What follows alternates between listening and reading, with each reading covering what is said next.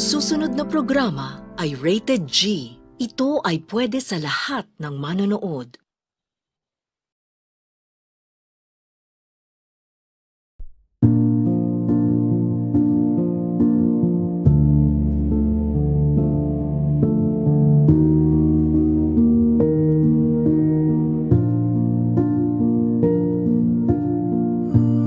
Isang umaga, may dumating na bagong batang lalaki na nangangalang Skyler. Siya ay galing sa ibang paaralan. Ipinakilala siya ng guro sa harap ng klase at binati siya ng masigla ng karamihan ng mga bagong kaklase. Ngunit may ilan na nagtatawanan lamang. Class, siya si Skyler Orta.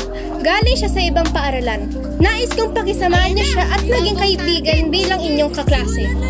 Sige, tama na ito. Skyler, umupo ka na sa gusto mong upuan. Ayos! Recess na! Timik na naglalakad si Skyler papuntang kantin upang pumili ng pagkain.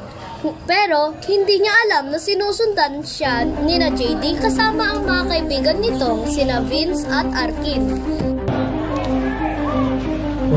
Kang mahiyain na, siguradong madali yan. Uy JD, siya ba yung bago? Kinakatakutan na lahat dito, kaya kailangan mong sumunod sa akin. Ganun ba? Pasensya na. Lagot ka. O kaya naman magsumbong, lagot ka sa amin.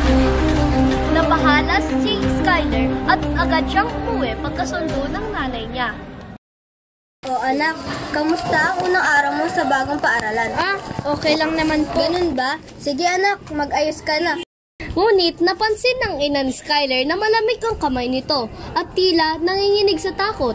Nagpatuloy lamang sila sa pangangasar tulad ng ginawa kahapon. Oras na naman ng recess. Hey Skyler, may baon ka ba? Oo. Akin na! At huwag kang magsusumbong! At nagpatuloy ang ganitong sitwasyon ng isang linggo. Sabado na ng umaga at may napansin muli ang nanay ni Carmelo. Nanginginig ito habang kumakain. Skyler, ano ba nangyayari? Hindi ka ganyan dati. Ma, may nagbubuli po sa akin. Ha? Sino naman?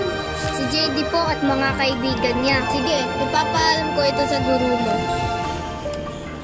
Pumunta ang ina ni Skyler sa paaralan upang kausapin ang guro nito. Pasensya na po, hindi ko agad napansin ang ginagawa ng mga estudyante ko. Pangako po nakakausapin ko sila. Kinausap ni Teacher Lorraine sina JD, Vince at Arkin sa harap ng ina ni Skyler. Doon nila nalaman na wala nang balak pa ang magulang ni Skyler na palalain ang sitwasyon, kundi tulungan sila magbago.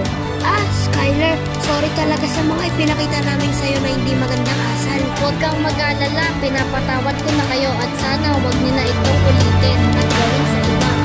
Oo naman, maraming salamat. Pwede ba tayong maging magkaibigan, Skyler? Oo naman, pwede. Pagbalik sa klase, may lumapit kay Skyler na estudyanteng si Sophia. Kumain mamaya ni Arkin.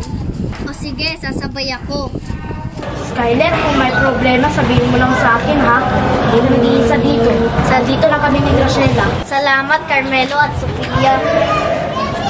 Simula noon, naging mas maayos ang takbo ng araw-araw ni Skyler.